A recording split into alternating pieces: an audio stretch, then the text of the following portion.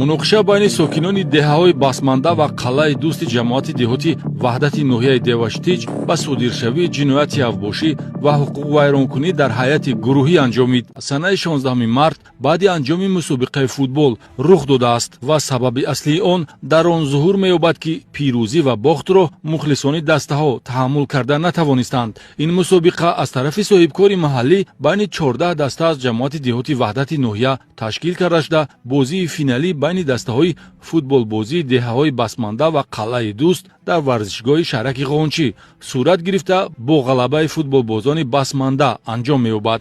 ҳарчанд ҳаракатҳои моҷароҷӯёна дар варзишгоҳ оғоз ёфта бошад ҳам, аммо нуқтаи кулминационии он ҳангоми аз дохили деҳаи қалъаи дӯст гузаштани ҳайати даста ва мухлисони деҳаи басманда авҷ гирифта ба дашномдиҳӣ, сангпартоӣ ҷониби ҳамдигар ва дағалона вайрон кардани тартиботи ҷамъиятӣ хотима меёбад.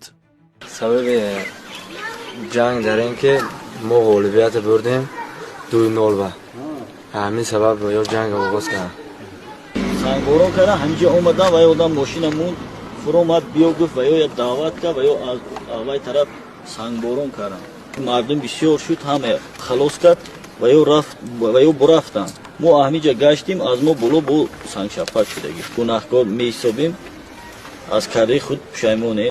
банд намудани роҳи нақлиётгард, муносибати бетартибона, дағалрафторӣ, истифодаи олоти табиӣ ба мисли санг дар рафти авбошӣ кирдоре мебошанд, ки иштирокчиёни ҳодиса дар беэҳтиромӣ нисбати атрофиён анҷом дода тартиботи ҷамъиятиро халалдор карданд. айни ҳол барои чунин кирдори фаъоли ғайриқонунӣ нисбати 6 нафар шаҳрвандон Полвонзода Саид Абдувакил соли таваллудаш 1990, Бобоҷонов Ҳаётулло Роҳатуллоевич соли таваллудаш 1989, Ҷураев Мақсуд Маҳмудович соли таваллудаш 2004, Тӯйчизода Бахтовар Баҳодур соли таваллудаш 2003, истиқоматкунандагони деҳаи қалъаи дӯст Норматов Нурмуҳаммад соли таваллудаш 1984 ва Сангинзода Суруш соли таваллудаш 1998 сокинони деҳаи басмандаи ҷамоати деҳоти ваҳдати ноҳияи Деваштиҷ бо моддаи 237 кодекси ҷиноятӣ парвандаи ҷиноятӣ оғоз карда шуда, эҳтимол аст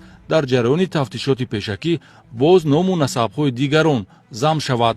ҳамчунин дар иртибот ба ҳодисаи мазкур нисбати 9 нафар бо ҷурми майда авбошӣ парвандаи маъмурӣ тартиб дода шуда, ҷазо дар намуди ҳабси маъмурӣ таъин гардид. айни ҳол дар мақомоти милитсия ва прокуратураи ноҳияи Деваштиҷ ҳодисаи мазкур мавриди тафтиши ҳамаҷониба қарор дода шуда, нафарони таҳрикдиҳандаи муноқиша ба ҷавобгарӣ ҷалб хоҳанд шуд.